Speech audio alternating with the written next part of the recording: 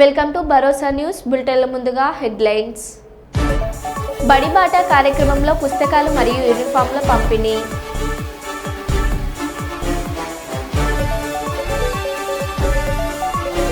అహ్మదాబాద్ విమాన ప్రమాదం update. Medical college హాస్టల్పై కూలిన విమానం.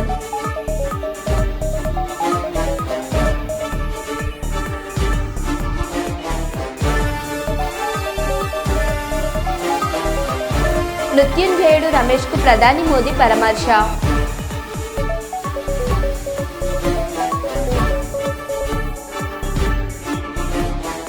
కేంద్ర హోంమంత్రి అమిత్ షా అహ్మదాబాద్లోని ఆసుపత్రిని సందర్శించారు.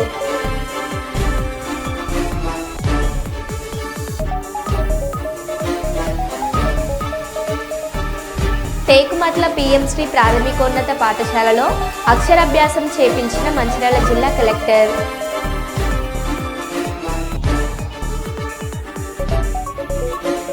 ఎలిగేడు మండల కేంద్రంలో నూతన పోలీస్ స్టేషన్ ప్రారంభోత్సవం. ఇక వివరాల్లోకి వెళ్తే, బడుగు బలహీన వర్గాల నాయకుడు జాతీయ బీసీ సంక్షేమ సంఘం రాష్ట్ర అధ్యక్షులు వై నాగేశ్వరరావు యాదవ్ సేవలను గుర్తించిన ఆంధ్రప్రదేశ్ రాష్ట్ర ప్రభుత్వం. ప్రియతమ నాయకులు ఆంధ్రప్రదేశ్ ముఖ్యమంత్రి వర్యులు నారా చంద్రబాబు నాయుడు నాగేశ్వరరావు యాదవ్ సేవలను గుర్తించి కర్నూలు, నంద్యాల ఉమ్మడి జిల్లాల DCMS చైర్మన్గా నియమించడం జరిగిందని ఆయన తెలిపారు. ఈ మేరకు కర్నూలు పట్టణంలోని బీజాంపు సమీపంలో గల బీసీ భవన్ నందు విలేకరుల సమావేశం ఏర్పాటు చేయడం జరిగింది. DCMS చైర్మన్గా నాగేశ్వరరావు గీయడం చాలా సంతోషకరం. ఎందుకంటే చంద్రబాబు నాయుడు గారు పదవి చేపట్టడానికి నేటికి సంవత్సరం అయింది. సంవత్సరం లోపల దాదాపు వచ్చేసి 150 మంది బీసీల పదవులు ఇచ్చాడు. కర్నూలు ఎంపీ కావచ్చు, మార్కెటెడ్ చైర్మన్లు అయితే బీసీలకు కావచ్చు, అదేవిధంగా ఇప్పుడు నాగేశ్వరరావు కూడా బీసీలకు కావచ్చు. అట్లా అనుకుంటే వరకు బీసీ కార్పొరేషన్ కుల చైర్మన్లు కూడా దాదాపు 20 దాకా బీసీలకు ఇచ్చారు. అదేవిధంగా చిన్న చిన్న పదవులు డైరెక్టర్లు ఇచ్చారు. ఒకటే నిదర్శనం, బాబు వస్తే బీసీలకు న్యాయం జరుగుతుంది అన్న కోణంలో బాబుగారు చేస్తున్నారు. కాబట్టి రేపు జరగబోయే DCMS చైర్మన్ నాగేశ్వరరావు జరగబోయే ప్రమాణ స్వీకారానికి నంద్యాల పట్టణంలోని టెక్కే మార్కెట్లో ఉదయం 10 గంటలకి ప్రమాణ స్వీకారం ఉంటుంది. ఈ ప్రమాణ స్వీకారానికి జిల్లాలో ఉన్న ఉమ్మడి జిల్లాలో ఎమ్మెల్యేలు అయితేమి, ఎమ్మెల్సీలు అయితేమి, చైర్మన్లు అయితేమి, కుల కర్మ చైర్మన్లు అయితేమి, డైరెక్టర్లు అయితేమి అందరూ హాజరవుతున్నారు. కాబట్టి ఉమ్మడి జిల్లాలో ఉన్న బీసీ నాయకులు, కార్యకర్తలు, అదేవిధంగా ప్రజా సంఘాల నాయకులు ఈ చైర్మన్ ప్రమాణ స్వీకారానికి అందరూ హాజరయ్యి జయప్రదం చేయాలని కోరుకుంటున్నాను. నా పేరు రాంబాబు, బీసీ సంక్షేమ సంఘం ప్రచార కార్యదర్శి. రాష్ట్ర ప్రభుత్వం బీసీల పట్ల నిర్లక్ష్యంగా వ్యవహరిస్తుందని తెలంగాణ బీసీ ప్రజాసంఘ వ్యవస్థాపక అధ్యక్షుడు నాయన్ భరత్ అన్నారు. గురువారం OCT కార్యాలయంలో తెలంగాణ బీసీ ప్రజాసంఘ సమావేశం నిర్వహించారు. అనంతరం ఏర్పాటు చేసిన విలేకరుల సమావేశంలో నాయన్ భరత్ మాట్లాడుతూ, బీసీలను కేవలం ఎన్నికల్లో పావులాగానే వాడుకుంటున్నాయని, అనేక చోట్ల బీసీలకు అవమానం జరిగిన ప్రభుత్వం గాని రాజకీయ నాయకులు గాని పట్టించుకున్న పాపాన పోలేదని, ఇప్పటికైనా బీసీలకు 2 మంత్రి పదవులు కేటాయిస్తేనే కొంత కాంగ్రెస్ ప్రభుత్వం పట్ల బీసీలకు నమ్మకం పెరుగుతుందని, రానున్న రోజులలో బీసీలంతా సంఘటితమై తమ హక్కుల కోసం పోరాడాలని నాయన్ భరత్ అన్నారు. ఇంకా వెంకటరామ థియేటర్ వైపు రండి. హనుమాన్ టెంపుల్ పక్కపడి OCT మెయిన్ రోడ్ ఉన్నదా, దాని నుంచి వెనుకకు రండి. ఇటు వెంకటరామ థియేటర్ వైపు రండి.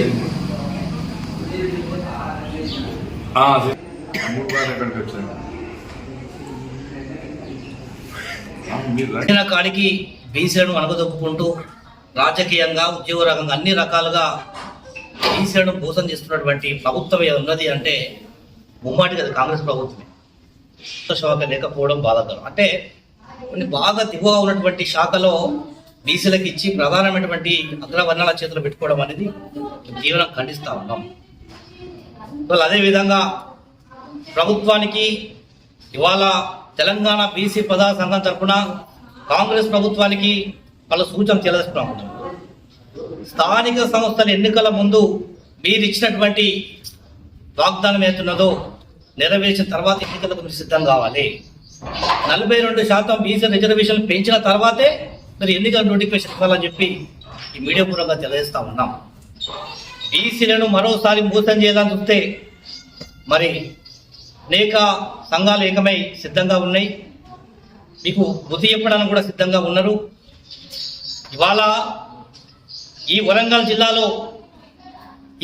జిల్లాలో దాదాపు కొన్ని వేలాది మంది బీసీ కార్యకర్తలు పనిచేయడం జరిగింది. క్రియాశీలకంగా మీ పార్టీ, మీ కాంగ్రెస్ కండ వేసుకోకుండా బీసీలు కాంగ్రెస్ పార్టీ కోసం పనిచేయడం జరిగింది.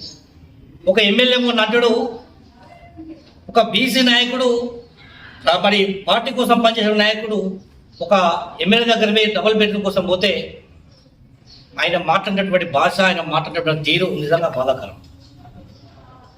అంటే పొద్దుగల ఉదయం 9 గంటల పోయినటువంటి నాయకుడిని సాయంత్రం 5 గంటల దాకా అక్కడ ఉంచుకొని కనీసానికి ఆయనతో మాట్లాడకుండా అవమానించినటువంటి సంఘటనలు ఎదురుతూ ఉన్నాయి. ఇవాళ బడుగు బలహీన వర్గాలు ఓట్లు ఎత్తనే మీరు ఎమ్మెల్యేలు గెలిచిల్లు, మీరు ఎంపీలు గెలిచిల్లు, మీరు ఎమ్మెల్సీలు గెలిచిల్లు, ఇవి గుర్తు పెట్టుకొని ప్రజలతోని మెదరాలని చెప్పి నేను పలు నాయకులకు సూచిస్తా ఉన్నాం. ఇలా ఖబర్దార్, ఇవాళ అగ్రవర్ణ నాయకులారా, బీసీ నాయకులను అవమానపరిచిన, ఎస్సీ ఎస్టీ బీసీ మైనార్టీ నాయకులను అవమానపరిచిన ఊరుకునే లేదు, సహించలేదని చెప్పి సందర్భంగా తెలియజేస్తా ఉన్నాం. ఇలా అదేవిధంగా ఉన్న మంత్రిత్వ శాఖలల్లో మళ్ళీ మేము వారు ఆర్ కృష్ణయ్య గారు రేవంత్ రెడ్డికి ఇచ్చిళ్ళు, మేమందరం కూడా లెటర్ రూపంగా ఇచ్చినాం. మళ్ళీ ఇంకో 3 ఆపిల్, దాంట్లో కూడా ఆ ఉన్న ఇద్దరు కూడా బీసీలకు ఇవ్వాలని చెప్పి డిమాండ్ చేస్తూ ఉన్నాం. ఇవాళ జర్నలిస్టుల విషయానికి వస్తే కూడా మరి ఎన్నికల ముందు ఏదైతే వారికి ఇచ్చినటువంటి డబుల్ బెడ్రూమ్ హామీలు ఇవి అంటే ప్రజలను డైవర్ట్ చేయడానికి ఏదో ఒక రకంగా టాపిక్ డైవర్ట్ చేస్తూ ప్రజలు ఏదో కాలం గడుపుతూ ఉన్నారు. రేషన్ బియ్యం కూడా 3 నెలలకు ఒకసారి తీసుకోవడం నిజంగా ఖండిస్తాను. ఇలా కూలీలు చేసుకుంటూ 3 నెలలకు ఒకసారి ఇస్తే ఎగబడతారు జనాలు, ఆ తంబు పడతలేదు. ప్రజలకు వాళ్ళని దృష్టిలో పెట్టుకొని దాని మీద ఒకసారి మళ్ళీ పురాణించుకొని ప్రజలకు అనుకూలంగా ఉండే విధంగా కార్యాచరణ రూపొందించి ప్రజల వైపు ఉండాలని చెప్పి కూడా తెలియజేస్తా ఉన్నాం. సర్పంచ్ ఎన్నికలు మరొక్కసారి విజ్ఞప్తి చేస్తా ఉన్నాం. సర్పంచ్ ఎన్నికలు 42% బీసీ రిజర్వేషన్ పెట్టిన తర్వాత మీరు ఎన్నికలకు సిద్ధంగా కావాలి, నోటిఫికేషన్ విడుదల చేయండి. అత్యధికంగా సీట్లు మున్సిపల్ ఎన్నికలు కానీ, హైదరాబాద్ మున్సిపల్ ఎన్నికలు కానీ, రానున్న సర్పంచ్ ఎన్నికలు కానీ బీసీలకు పెద్దపీట వేసి బీసీల వైపు ప్రభుత్వం ఉండాలని చెప్పి కూడా ఈ సందర్భంగా తెలియజేస్తా ఉన్నాం. ఇలా అదేవిధంగా మరి తెలంగాణ బీసీ ప్రజా సంఘం 2 సంవత్సరాలు కావస్తున్న నేపథ్యంలో ఎన్నో ఉద్యమాలకు సూపర్ 6లో అతి కీలకమైనది తల్లికి వందనం. తల్లికి వందనం పథకం ద్వారా ఎంతమంది పిల్లలను ఇస్తామని ముందు చెప్పాము, ఈ రోజు ఇచ్చిన మాట నిలబెట్టుకుంటున్నాం అన్నారు. 6లో అతి కీలకం తల్లికి వందనం. ఆ తల్లికి వందనం ఆ రోజు మేము చెప్పింది చాలా స్పష్టంగా, ఒక ఇంట్లో 2 పిల్లలుంటే ఒకరికే డబ్బులిచ్చి ఒకరికి ఇవ్వకుండా చేస్తే, ఒకరినే ఆ తల్లి చదివిస్తే, లేకుంటే అన్ని విషయాలు చూసుకుంటే అది మంచిది కాదు. ఎంతమంది పిల్లలుంటే అంతమంది పిల్లలకి తల్లికి వందనం వర్తింపజేస్తామని చాలా స్పష్టంగా చెప్పాం. ఈ రోజు మీరు చూస్తే 67 లక్షల మందికి దగ్గర 10,091 కోట్ల రూపాయలు టోటల్ గా ఖర్చు అవుతుంది. ఇందులో 1,346 కోట్ల రూపాయలు స్కూల్ డెవలప్మెంట్కి వెళ్తుంది. ఇందులో ఏమీ మార్పులు లేవు. ముందు ఏదైతే ఇచ్చారో అమ్మఒడి అదే గైడ్ లైన్స్ పెట్టి దానికంటే ఇంప్రూవ్డ్ ఏంటంటే ఎంతమంది పిల్లలుంటే అంతమంది పిల్లలకి ఆ తల్లుల అకౌంట్లో ఆ డబ్బులు వేసే కార్యక్రమానికి శ్రీకారం చుట్టాం. విదేశీ పర్యటన ముగించుకుని వచ్చిన సీతారామయ్యకు పూల బొకే అందించి శుభాకాంక్షలు తెలిపిన ఏఐటీయూసీ నాయకులు. సింగరేణి గుర్తింపు సంఘం ఏఐటీయూసీ అధ్యక్షులు వాసిరెడ్డి సీతారామయ్య తన వ్యక్తిగత పర్యటన కోసం గత 2 నెలల క్రితం అమెరికా, కెనడా దేశాలకు వెళ్లి తిరిగి వచ్చిన నేపథ్యంలో శుక్రవారం గోదావరికని భాస్కర్రావు భవన్కు వచ్చిన సీతారామయ్యకు ఏఐటీయూసీ ఆజీవన్ బ్రాంచ్ నాయకులు పూల బొకే అందించి శుభాకాంక్షలు తెలిపారు. ఈ సందర్భంగా ఏఐటీయూసీ అధ్యక్షులు వాసిరెడ్డి సీతారామయ్య మాట్లాడారు. వచ్చేట్లే మన ఇబ్బంది వచ్చేట్లే ఓకేనా రైట్ ఇది కూడా వచ్చేట్లే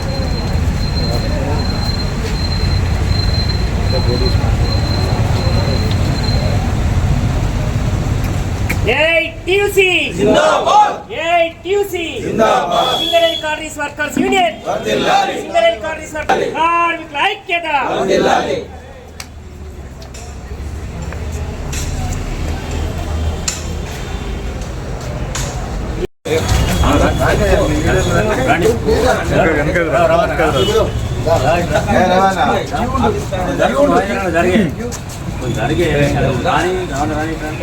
AITUC AITUC Singareni Congress workers union Singareni Congress workers union కార్మికుల ఐక్యత.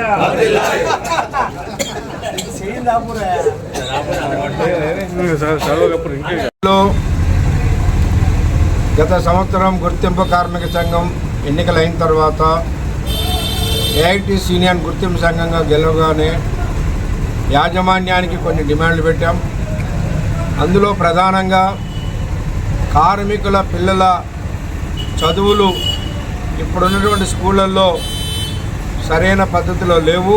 వాళ్ళ పేర్లు పెట్టి సింగరేణి సిఎండి పేరుతో సహా డైరెక్టర్ల పేర్లు, యూనియన్ నాయకుల పేర్లు చిన్నగా కింద వేశారు. అంటే అసలు ఈ కంపెనీని నడిపిస్తున్నది ఎవరు? సింగరేణి యాజమాన్యం. సింగరేణిలో కార్మికులు, కార్మిక సంఘాలు ఏమాత్రం ప్రాధాన్యత లేకుండా ఇవాళ అధికార పార్టీలో ఉన్నటువంటి వాళ్ళకి ఒత్తాసు పలికే విధంగా చెంచాగిరి చేసే పద్ధతుల్లో సింగరేణి యాజమాన్యం ప్రవర్తిస్తూ ఉంది. సింగరేణి చరిత్రలో ఏనాడు గతంలో ఇంతకంటే పెద్ద పెద్ద మంత్రులు, ఎమ్మెల్యేలు, ముఖ్యమంత్రులు చేశారు, కానీ ఈ విధంగా సింగరేణి యాజమాన్యం ఎప్పుడు చేయాల. ఇవాళ జనరల్ మేనేజర్లు సిగ్గు లేకుండా సంఖలో పుస్తకాలు పెట్టుకొని ఎమ్మెల్యేల దగ్గరికి పోయి మాట్లాడుతూ ఉన్నారు. ఒకనాడు ఎమ్మెల్యేలైనా ఎవరైనా సింగరేణి ఆఫీస్కి వచ్చి ఏదైనా సమస్యలు ఉంటే చర్చించేవాడు. కానీ ఈనాడు సింగరేణి యాజమాన్యం ఆ విధంగా చేయటం వల్ల దీనికి కారణం ఏంటంటే పెద్ద అధికారులు తమ పదవులను కాపాడుకోవడం కొరకు వాళ్ళు ఇవాళ అధికార పార్టీకి వంది మాగిదలుగా మారిపోవడం వల్ల ఇవాళ కింద అధికారులు అదే పరిస్థితికి వచ్చింది. ఇవాళ మైన్స్ మీద ఒక షిఫ్ట్ మార్చే పని కూడా ఎమ్మెల్యేలు, మంత్రుల రికమెండేషన్లు అంటే ఇక ఎందుకండి ఈ సింగరేణి? ఈ కార్మిక సంఘాలేంటి, కార్మికులేంటి? గతంలో ఏదైనా ఒక కోల్ కట్టర్కి సంబంధించిన సమస్య వస్తే యూనియన్ లీడర్లు కూడా అవసరం లేదు, కోల్ కట్టర్లే పోయి మేనేజర్ దగ్గర మాట్లాడుకునేవాళ్ళు. లేదా టిమ్మర్ మేళ సమస్య వస్తే వాళ్ళు పోయి మాట్లాడుకునేవాళ్ళు. కోల్ ఫీల్డర్ల సమస్య వస్తే వాళ్ళు పోయి మాట్లాడుకునేవాళ్ళు. ఏదైనా పెద్ద సమస్య వస్తే యూనియన్ లీడర్లు మాట్లాడేటోళ్ళు. ఇప్పుడు ఏం లేదు, మొత్తం పైరవికారి విధానం. మొత్తం ఇవాళ ఎమ్మెల్యేలు, మంత్రులు, ఎమ్మెల్సీలు, ఇంకా అధికార పార్టీ వందే మాగ వీళ్ళందరూ ఇది చేస్తూ ఉన్నారు. సింగరేణి స్థాయికి దిగదార్చినటువంటి అధికారులు తమ స్వార్థం కొరకు, తమ యొక్క పదవులను కాపాడుకోవడానికి ఈ విధంగా సింగరేణిని ప్రభుత్వం దగ్గర తాకట్టు పెట్టే పద్ధతి తీసుకొస్తూ ఉన్నారు. దీన్ని మేము వ్యతిరేకిస్తూ ఉన్నాం. ఇది కార్మికుల్లో తప్పనిసరిగా తిరుగుబాటు వస్తుంది. ఇవాళ సీనియర్ కార్మికులకు అన్యాయం జరిగే పద్ధతుల్లో క్వార్టర్లు జూనియర్లకి అలాట్మెంట్లు చేపిస్తూ ఉన్నారు. ట్రాన్స్ఫర్లు అదే పద్ధతిలో జరుగుతూ ఉన్నాయి. అసలు సీనియారిటీ ప్రకారం ఒక సిస్టంలో చేయాల్సినటువంటి పనులని ఇవాళ ఈ విధంగా జరుగుతూ ఉంది. దీనికి బాధ్యులైన అధికారుల మీద చర్య తీసుకోవాలని మేము గుర్తింపు సంఘంగా ఏఐటీసీగా డిమాండ్ చేస్తాం. సంపర గ్రామంలో ఉపాధి శ్రామికులకు మరియు కాకినాడ జిల్లా వ్యాప్తంగా ఉన్న పెండింగ్ బకాయిలను వెంటనే చెల్లించాలని ఆయన కోరారు. కేంద్ర ప్రభుత్వం ప్రతి ఏడాది ఉపాధి హామీ పథకం కింద కేటాయించే నిధులు తగ్గిస్తూ వస్తుందని, ఈ పథకాన్ని నిర్వీర్యం చేసే విధంగా కేంద్ర ప్రభుత్వం కుట్రలు పన్నుతుందని తెలిపారు. ప్రస్తుతం పెరిగిన ధరలకు అనుగుణంగా ఉపాధి శ్రామికులకు రోజు కూలీ 600 రూపాయలు చెల్లించాలని, పని దినాలు 100 నుండి 150కు పెంచాలని డిమాండ్ చేశారు. పని ప్రదేశాల్లో సౌకర్యాలు కల్పించడంలో పంచాయతీలు విఫలమవుతున్నాయని తెలిపారు. కాబట్టి మేము ఒకటే అడుగుతా ఉన్నాం, ఉపాధి కూలీలు కాదు శ్రామికులుగా గుర్తించామని చెప్పేసి పవన్ కళ్యాణ్ గారు పెద్ద ఎత్తున ప్రచారాలు చేశారు. మరి ఈ ప్రచారాలకు తగ్గట్టుగా ఈ శ్రామికులందరికీ కూడా ఎటువంటి లోటు లేకుండా వీళ్ళ జీతాలు ప్రతి నెల పనులు పూర్తయిన తర్వాత ప్రతి నెల వెంటనే చెల్లించేటట్టు ఈరోజు రాష్ట్ర ప్రభుత్వం చర్యలు తీసుకోవాలని చెప్పేసి సందర్భంగా తెలియజేస్తూ ఉన్నాం. అంతేకాకుండా ఈ కేంద్రంలో నరేంద్ర మోడీ గారు ఏదైతే కుట్ర పంతా ఉన్నారో ఈ ఉపాధి హామీ పథకానికి కేటాయించే నిధులు ఏవైతే ప్రతి ఏడాది కూడా తగ్గించుకుంటూ ఆయన వస్తూ ఉన్నారు. దీని ఉపాధి హామీ పథకాన్ని నిర్వీర్యం చేసే కుట్రను కూడా వెనక్కి తీసుకోవాలని చెప్పేసి మేము FNTUగా డిమాండ్ చేస్తూ ఉన్నాం. అంతేకాకుండా ఈ 100 రోజుల పని సరిపోదు, దీనికి ఒక 150 రోజులు పని కల్పించాలని చెప్పేసి మేము FNTUగా డిమాండ్ చేస్తూ ఉన్నాం. ఈ ఇచ్చే 300-320 రూపాయల కూలీ ఏమాత్రం కూడా ప్రస్తుతం ధరలు చాలా విపరీతంగా పెరిగిపోయాయి. నిత్యావసర సరుకుల ధరలు కూడా విపరీతంగా పెరిగిన రోజుల్లో కేవలం 100 రోజులు మాత్రమే సంవత్సరానికి పని ఉన్నప్పుడు మరి మిగతా 250 రోజులు 220 రోజులు ఎట్లా బతుకుతారు ఈ పేద ప్రజలు అని చెప్పేసి మేము అడుగుతూ ఉన్నాం. కాబట్టి తక్షణమే రోజుకి 500 కూలీ ఇవ్వాలా, 150 రోజులు పని దినాలు కల్పించాలని చెప్పేసి సందర్భంగా మేము డిమాండ్ చేస్తూ ఉన్నాం. నా పేరు రంబాల్ సతీష్, FNTU రాష్ట్ర కన్వీనర్. పెద్దపల్లి జిల్లా కేంద్రం ఎలిగేడు మండలంలో రాష్ట్ర ఐటీ శాఖ మంత్రి శ్రీధర్ బాబు స్థానిక శాసనసభ్యులు చింతకుంట విజయరమణారావుతో కలిసి నూతన పోలీస్ స్టేషన్ను ప్రారంభించిన రాష్ట్ర రెవెన్యూ శాఖ మంత్రి పొంగులేటి శ్రీనివాస్ రెడ్డి. ఈ సందర్భంగా మంత్రులు మాట్లాడుతూ స్థానిక శాసనసభ్యులు చింతకుంట విజయరమణారావు కృషి వల్లనే నూతన పోలీస్ స్టేషన్ ప్రారంభోత్సవ కళ సహకారమైందని తెలిపారు.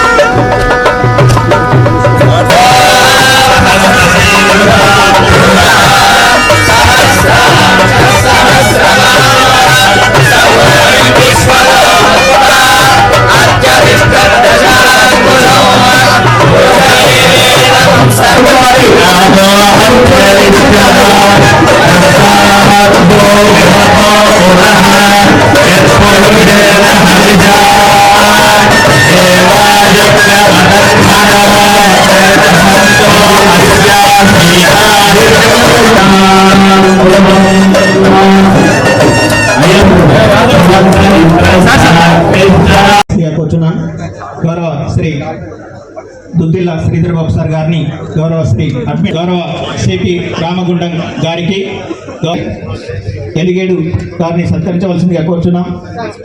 గౌరవ కలెక్టర్ పెద్దపల్లి గారికి, సిఐ సుల్తానాబాద్ గారిని సత్కరించవలసిందిగా ఎలిగేడు గారు సత్కరించవలసిందిగా కోరుచున్నాం.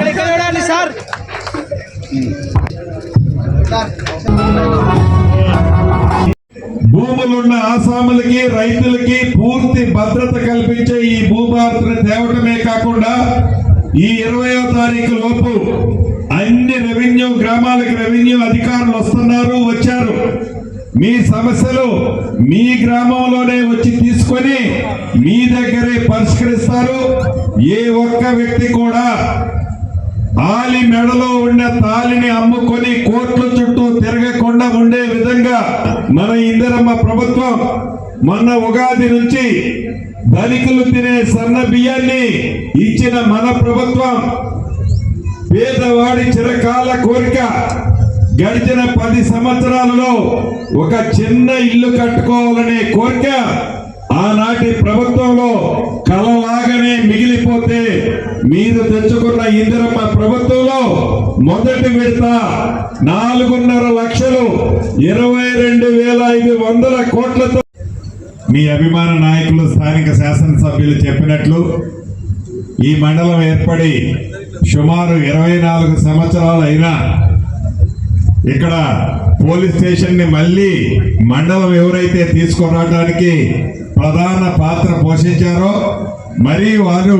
శాసనసభ్యులు అయిన తర్వాతనే గౌరవ ముఖ్యమంత్రి రేవంత్ రెడ్డి గారిని ఒప్పించి మెప్పించి నిత్యము మీతోనే ఉంటూ తను పదవిలో ఉన్నా లేకపోయినా 2 పర్యాయాలు శాసనసభ్యుడిగా కొద్ది తేడాతో ఓడిపోయినా నిత్యము పొట్టు వదలని విక్రమార్కుళ్ళ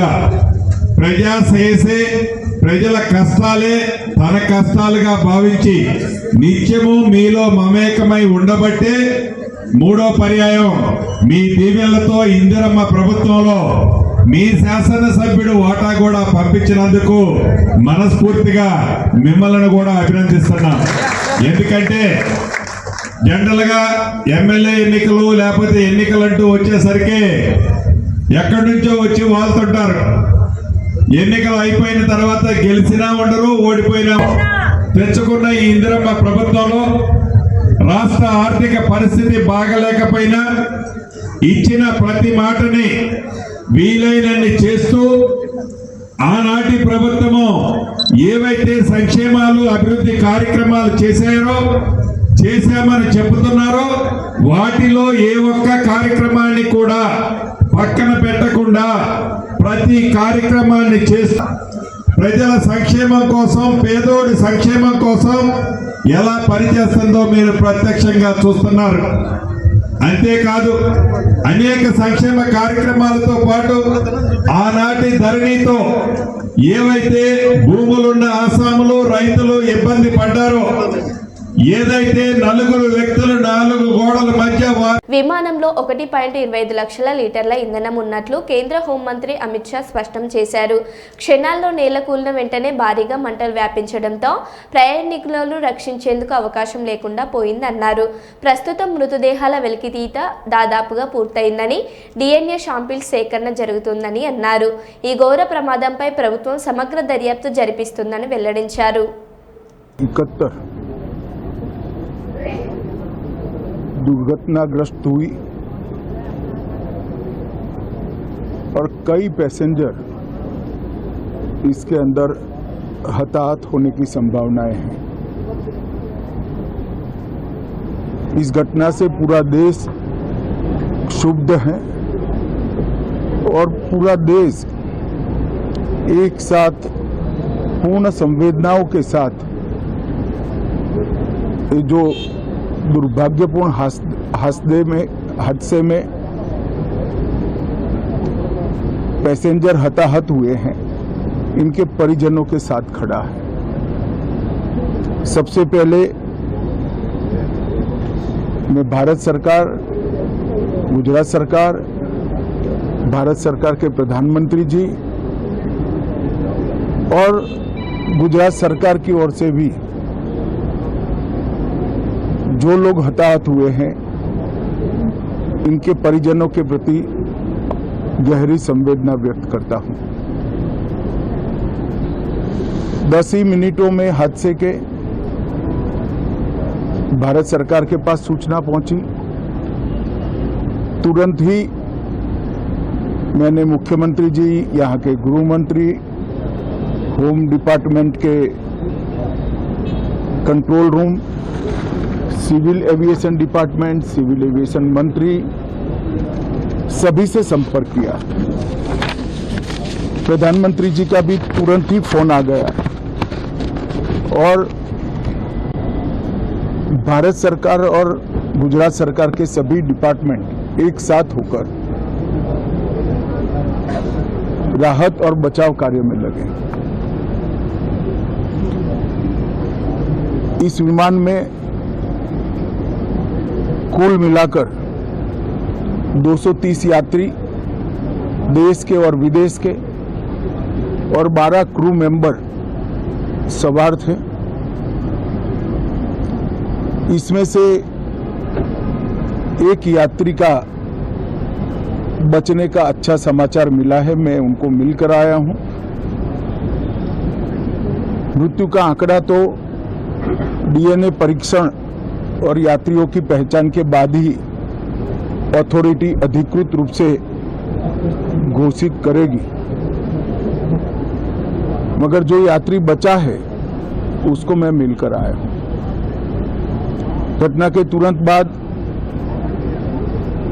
गुजरात सरकार ने बहुत त्वरा से डिजास्टर मैनेजमेंट की सारी इकाइयों को अलर्ट करते हुए, चाहे हेल्थ डिपार्टमेंट हो, चाहे फायर ब्रिगेड हो, चाहे पुलिस विभाग हो, भारत सरकार की भी में DNA का परीक्षण पूरा करने के बाद परिवारजनों को अपना मृतदेह परिजन का मृतदेह सौंपने का काम करेंगे। उनके रहने की सुविधा, उनकी सांत्वना की सुविधा, जिनको मेडिकल प्रॉब्लम ट्रॉमा के कारण हुए, इनकी मेडिकल की सुविधा, ये सारी व्यवस्था बहुत सुचारू रूप से हो चुकी है। अभी रिव्यू मीटिंग में सारी व्यवस्थाओं को हम सब मंत्रियों ने साथ में मिलकर देखा है। एविएशन डिपार्टमेंट ने अपनी जांच शुरू कर दी है और जांच तेजी से आगे बढ़े, इसके लिए भी एविएशन मंत्री जी ने सूचनाएं दी है। मैं फिर से एक बार राहत काम में जिन जिन एजेंसियों ने त्वरा के साथ बचाव और राहत का काम किया, वो सभी का धन्यवाद करना चाहता हूं। और फिर से एक बार जिन्होंने अपने परिजनों को गंवाया है, हताहत हुए हैं, वो सभी को मनपूर्वक संवेदनाएं व्यक्त करता हूं। మరో బులెటిన్లో మళ్ళీ కలుద్దాం. Stay tune.